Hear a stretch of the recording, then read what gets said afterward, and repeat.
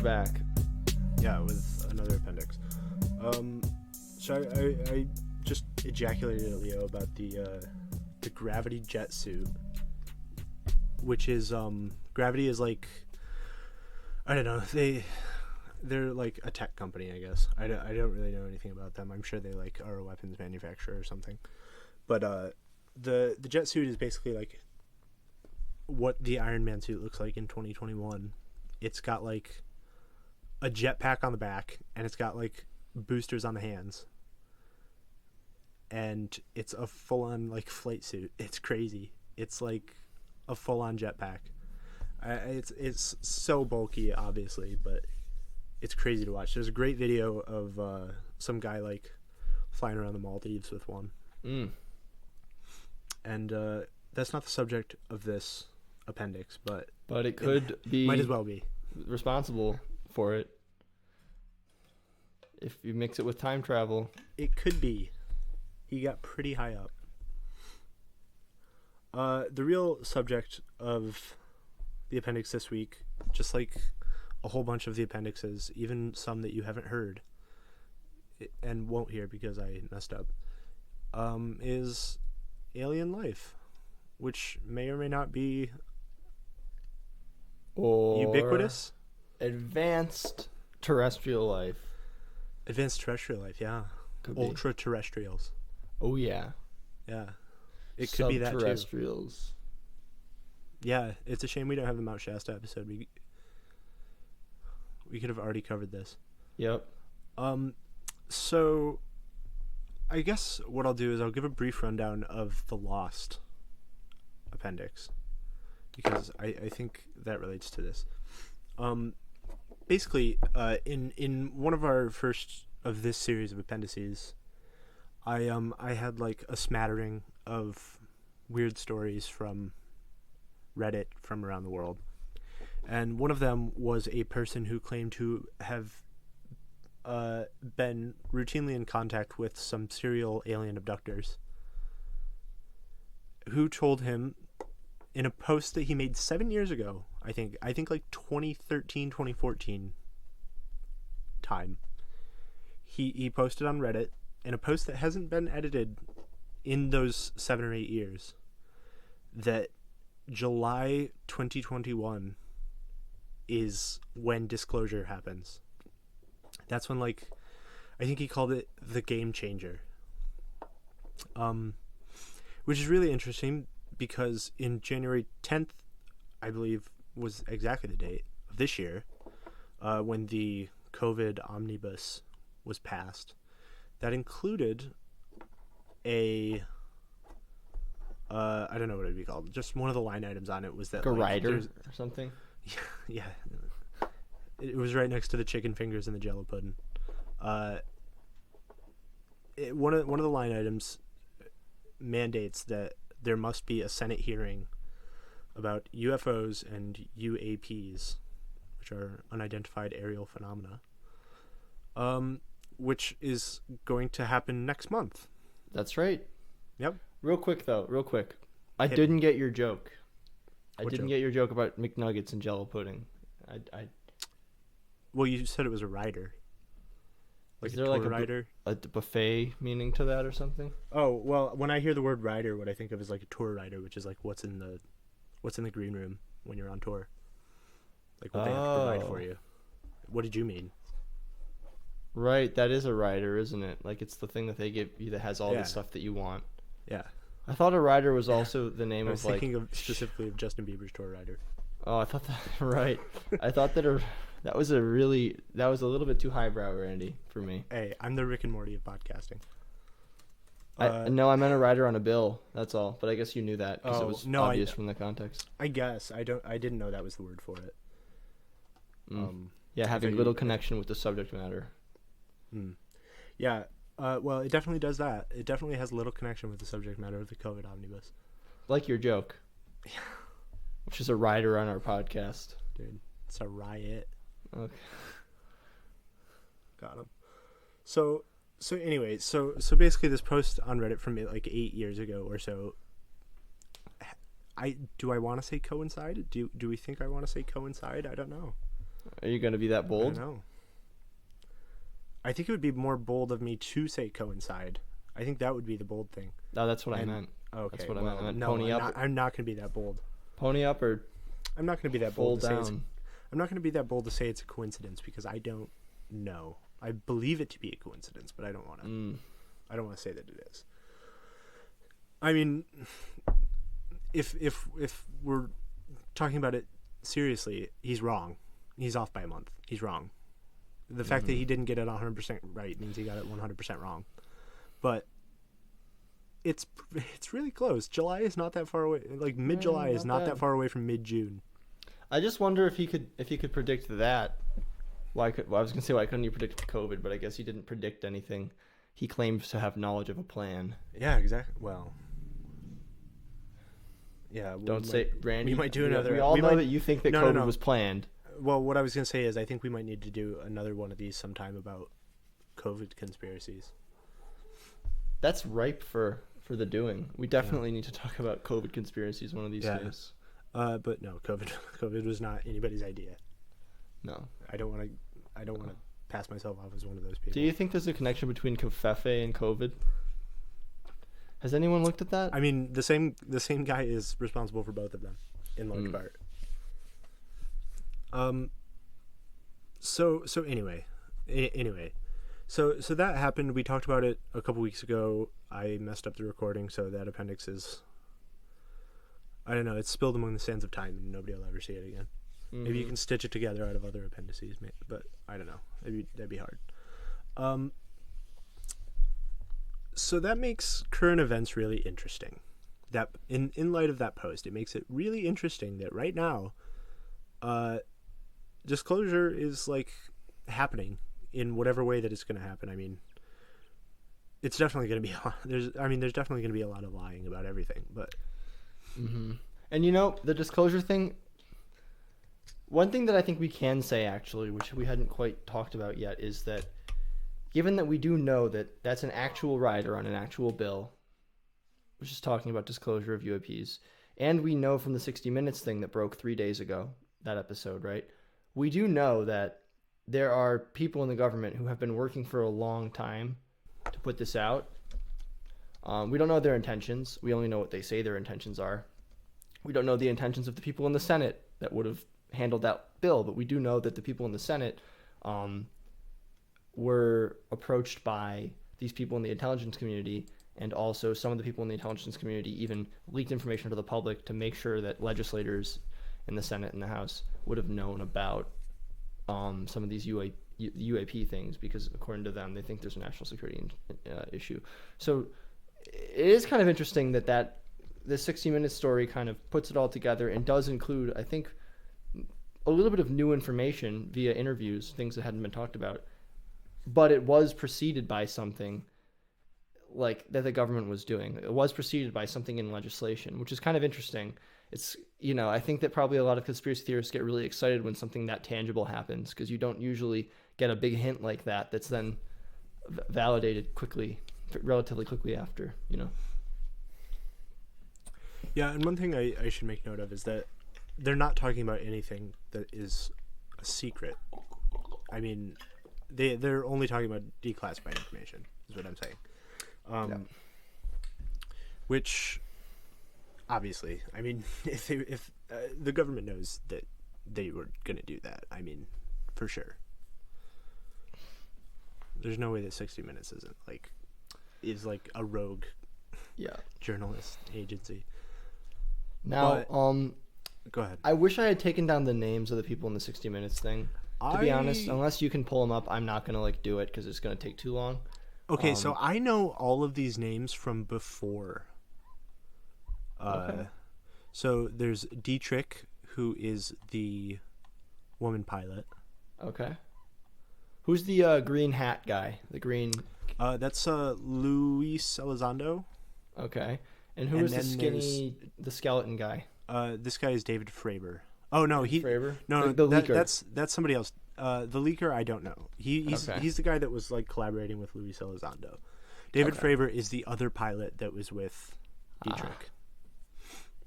Okay. And then they and had our fourth guy. 2 officers with them. Our fourth guy, other than the two pilots and the guy in the beginning of the 60 Minutes clip, this guy is the guy who... What'd you say? Slender Man. Slender Man, yeah. Slender Man, skeleton with a human suit like a flesh suit over the top, which... Aren't we all? Yes, but... You'll know it when you see it. Yeah. Unmistakable. I think the real disclosure should be how they animated a skeleton. I agree. Anyways, the Skeleton Man did actually leak information. Nothing declassified, but his angle was like, people in the government didn't care about this. They didn't care about it when it was classified. They didn't care about it when it was declassified. They didn't see it as a threat. They were content with it just being a mystery.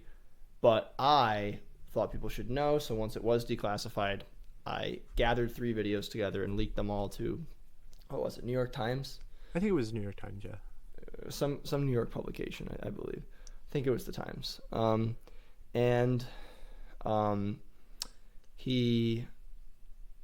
His angle was like, if the public cares about this, then the Senate will have to care about this, and then they'll have to do something, which a little bit goofy, but I think I know what he means.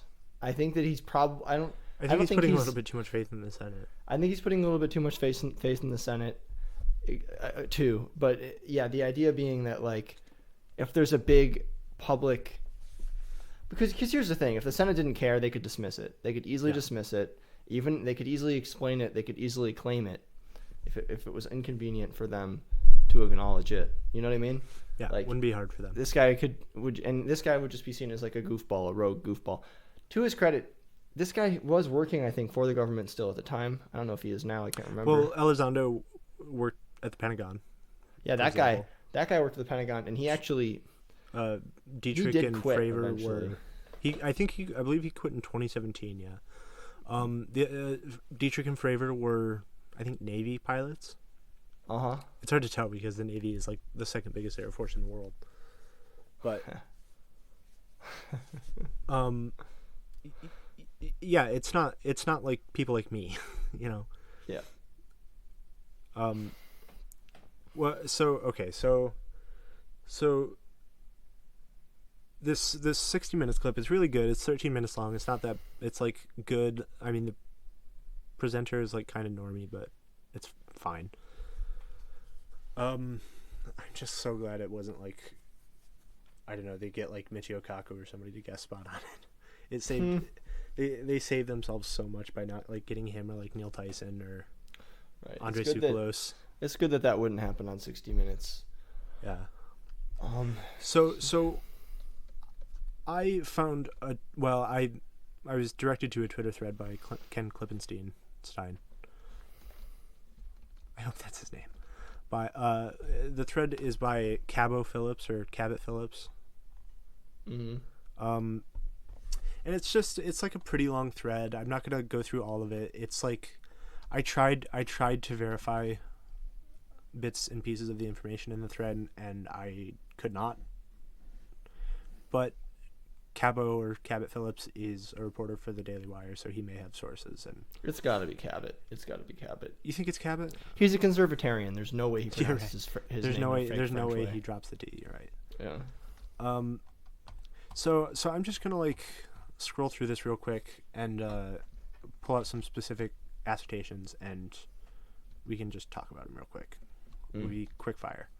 So our government says there are crafts that outstrip our arsenal by at least 100 to 1,000 years at the moment. That's not a lot of years. That's not a lot of years. But it's also a huge spread. 100's not a lot of years. 1,000's, I mean, you know, it's pretty big. I mean, it definitely have planes. It definitely is, but like on a galactic scale.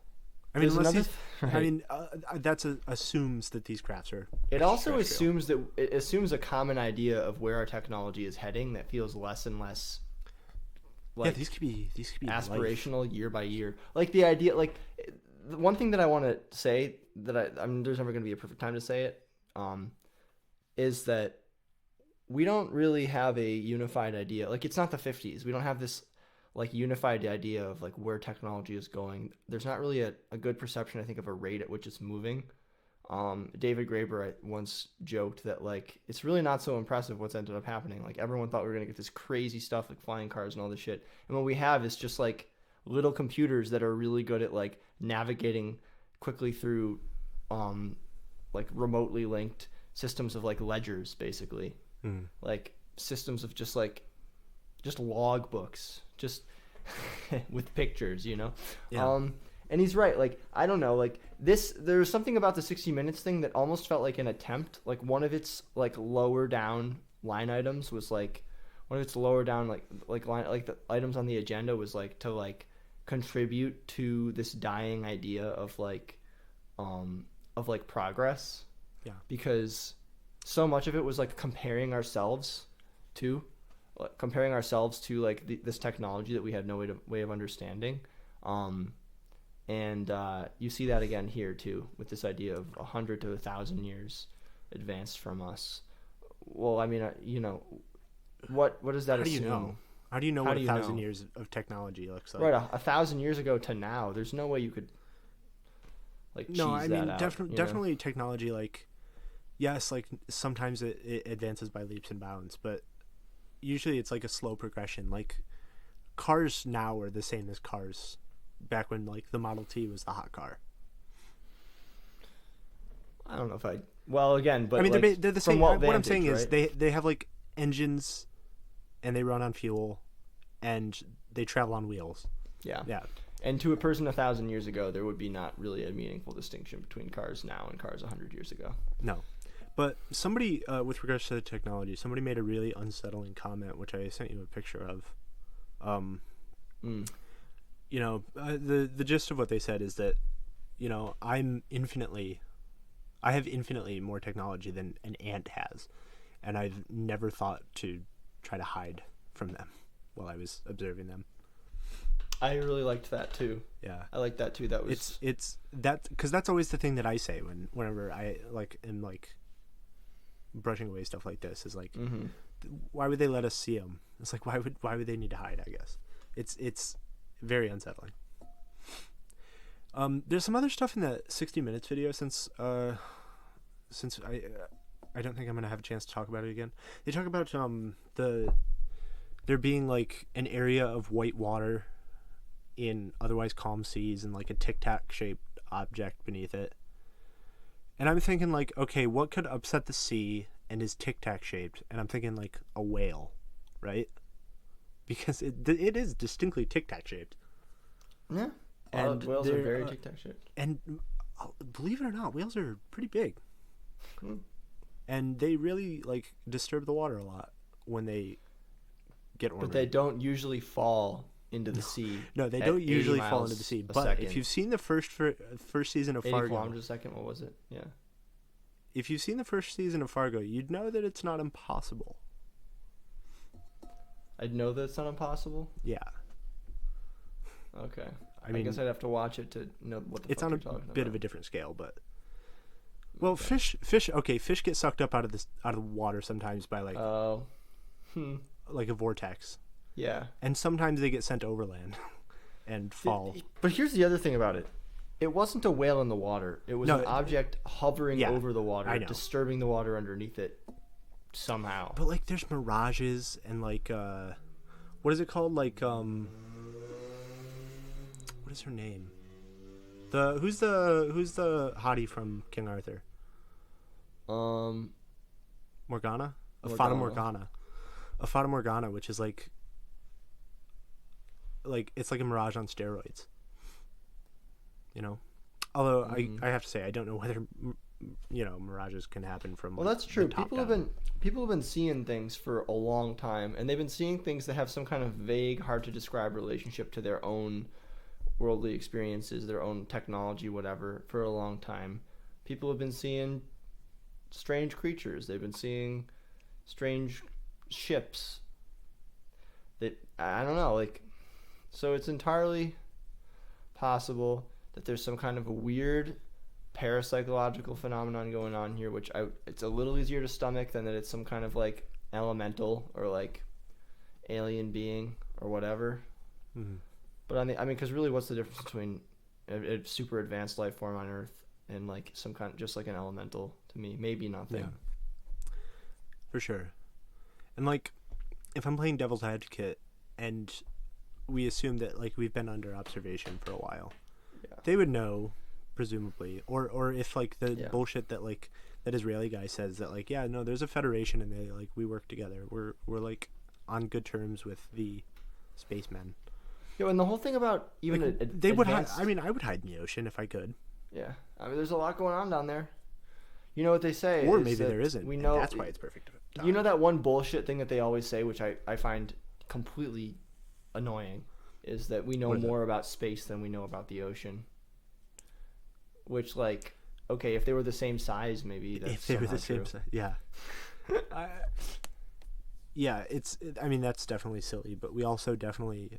What is it like? Isn't it like 5% of the ocean floor has been mapped? Something ridiculous, yeah. Yeah. So on the other hand, we also really don't have any idea what's going on in the ocean. Or maybe that's actually literally true. Maybe there's an alien base on the ocean floor, thus we're only allowed to see 5% of it, but they've also taught us about the entire cosmos.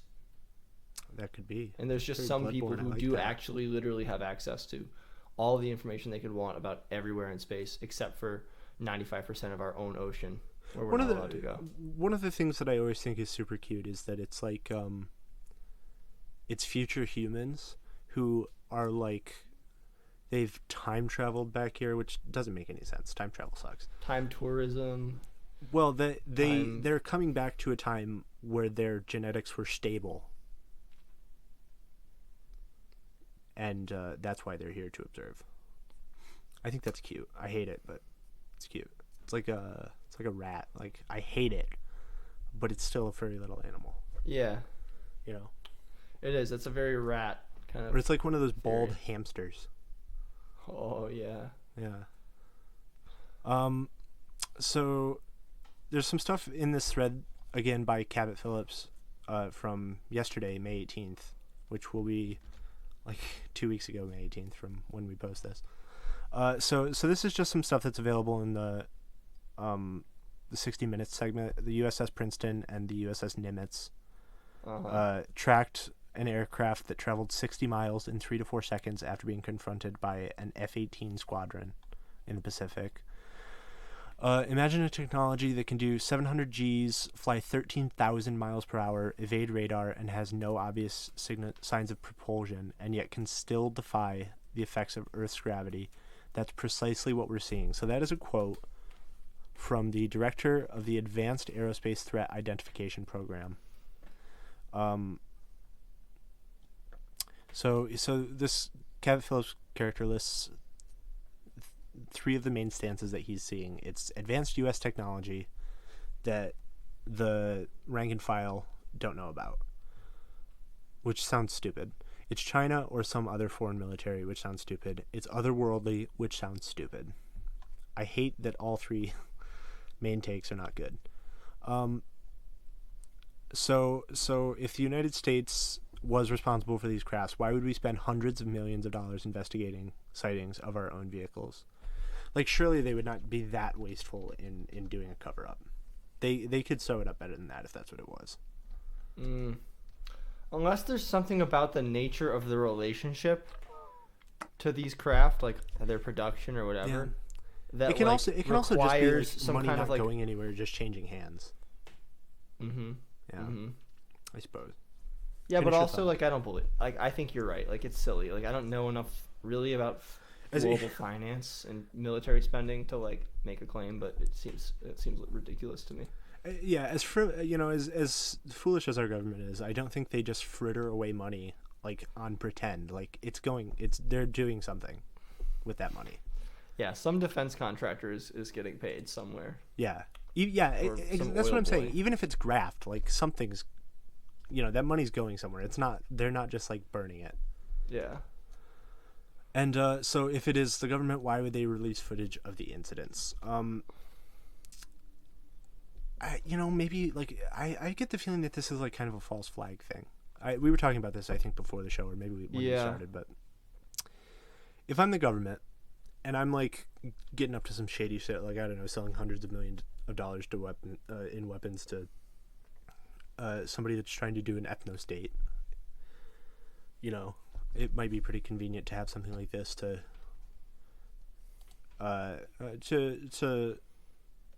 facilitate the spending of more money on the defense budget. Okay, so if it's China, then confirmed sightings date to 2004, long before China had their new tech boom. So how did they get here and keep it secret in 17 years?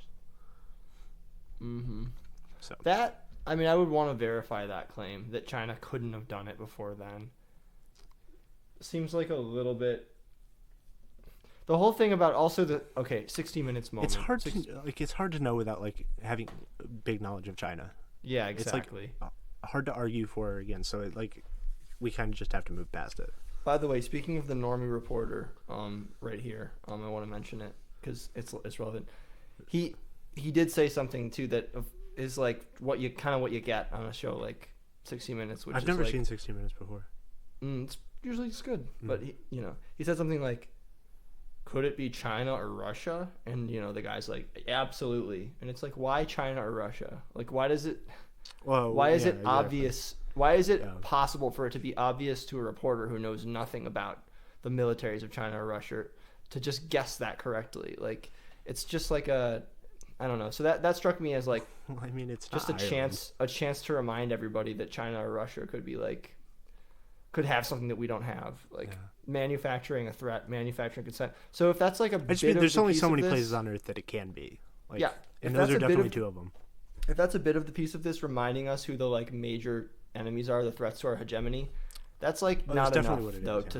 It's definitely like a good opportunity to remind people of that, but it's not enough. I feel like to sustain whatever this is. It's not worth interjecting about. Yeah, well, it's not. It's like what I'm saying is if he wrote his own script, that's not worth putting in there. Oh, the journalist. Yeah. Or again, it's the media kind of knows what to say because they know it's going to get a reaction, and then the government makes them look smart, makes them feel like they're on when they say the right thing, and so there's like a little bit of like a it's almost codified to ask that question right now. And I'm not saying that you're not also right that he's being prompted, ask about this. This is relevant. This is what they think it could be. Or he read something beforehand and knew that was an easy question to ask. It's like, you watch a talk show late at night, and unless you're watching like Craig Ferguson or something, you're watching a scripted interview, and like, the host knows the story that's going to be told. Right. They at least they know the bullets. Yeah.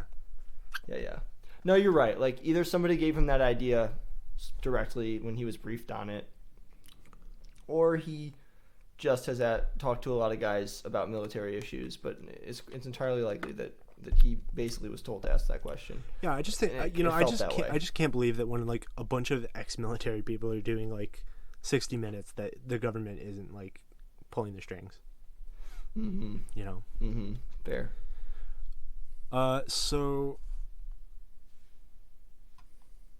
So have we got any other good tweets here? So here's a quote from David Fravor, who is one of the people in the 60 Minute segment. I don't know who's building it, who's got the technology, who's got the brains, but there's something out there that was better than our airplanes. So that's that. And then there's part of the segment where they're looking at some of the footage and talking about how like it's concentrated on the coast of the U.S. So the Pentagon said they released the videos because they didn't reveal any sensitive information or capabilities. So that, I don't know, that feels like a red herring to me. It's like, this is definitely like sensitive. No matter what, like unless it's fake, it's definitely sensitive, whatever it is. It's like, they didn't release any videos of what incident? The plane one? The 3 videos that are like covered in the segment were released because they did not reveal any sensitive information. Because they didn't. Right. And the 3 videos didn't really show I just feel like obvious confusion among like the highest ranks of the military, I feel like that is definitely like national security issue. Yeah. And Not that I'm right. against If it's national true that security they're issues, obviously, if it's true that they're obviously concerned, it's hard for me to believe that they don't think there's a credible threat. That they're that much able to just rest on what that they think that their kind of lends intelligence some knows. credence to the idea that it's us, right? Right, and it also lends credence to just how well positioned the intelligence community is around the world. Yeah. That there's that much confidence that they like. I don't know, wouldn't worry about it. It's probably one. It feels like it would be one of those two things. The other thing that struck me as a bit odd was what was it? God, I just forgot what I was gonna say. He what's his name? Nah, it's gone. Whatever.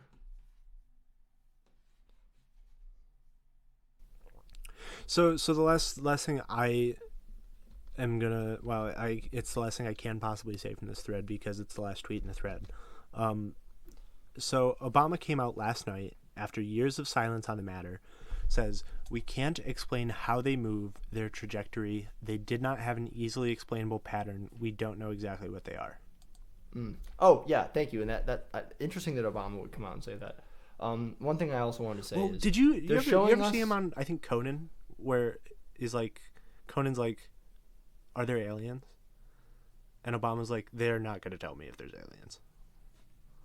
Damn. I can't do his voice. I was going to try, but I can't stand talking slow. So. He talks like an airline pilot or something when they got to keep the frequency going. He does talk like an airline pilot. That's basically what he was for 8 years. I suppose so, yeah. It's like an airline. He had to keep the channel open for 8 years, which is why he had to drag his words. Yeah. Yeah. So, okay, so no, but on what Obama said, the other thing in the video that seemed weird to me is they're telling you what you're supposed to see, right? They're telling you like, this is you're seeing this little mushroom-shaped object wobbling around and it's going really fast, and they're telling you that it's rotating. And to be honest, I call bullshit because they got to explain to me why that thing is rotating if it's not obvious in the picture, because that means that it required some kind of measurement or something, and it was not rotating to my eye. It was wobbling back and forth a little bit, but that one to me looked like some bullshit that they just didn't know how to explain it. I was struggling to decide whether or not they were telling me that the video shows clearly that it is rotating, or if they're like, oh yeah, okay, the video is kind of shitty, but like we saw it rotating. But I also am like, just like imagining the optics technology and shit they have. They literally like, they might not have been able to see anything that was on those cameras. Like that shit could be so far away. I mean, the Nimitz or whatever the other one was. I mean, that tracks something in seconds over 60 miles. Like, you can't see something 60 miles out, I don't think. I hate to say that I wasn't impressed by any of the video that I saw. Like, I wasn't, only because I've seen it for years. When I saw the little triangle one before, the little bit of video that they had of the Tic Tac shaped object, which was caught 60 miles away from the really dramatic sighting that they discussed, where it zoomed away and everything. The little bit of footage of that was kind of interesting because it was like a narrow, almost very, very pointed, like wedge-shaped thing, it looked like. And it did kind of get going and move quickly, but I didn't have any sense of the scale of the speed or anything like that because I couldn't make out. I don't have the context to look at like a grainy image like that and know like what the water is and what this and that is. No, the thing that really upsets me is like, they got to get something in 4K. Like, I'm never gonna be satisfied until I get to see it. Like, and the thing is, I mean, a lot of these pilots they have crazy stories about seeing things they can't explain all the time, and I'm into it. But the thing that actually makes it hard for me is the weird, almost involvement of the government. The story that 60 Minutes is pushing. I would say obvious involvement of the government. Yeah, right. Well, I mean, almost willingness of the government to just outright say something, but it's like, well, what are they gonna say? The other thing that I want to say is, I mean, if they come out and say it's a foreign government, who's going to give a shit? Who's going to believe them? It's going to be like, okay. Sure it is. Like, yeah. Sure it is. And also, who cares? I don't give a shit. No, it's not my business. And yeah, I don't know. It just seems a little bit, the ways in which I'm being asked to care, that's my issues. I think I wrote something down about that. The reasons that I'm being told that I should care are not the reasons that I do care. That's what the 60 Minutes thing did for me that was annoying, and it felt like it was being fed to me. Like you said, like the kind of by the government through the interview. It's bait. Yeah. For what? I don't know. Yeah, the question is it live bait or is it like a Cheeto?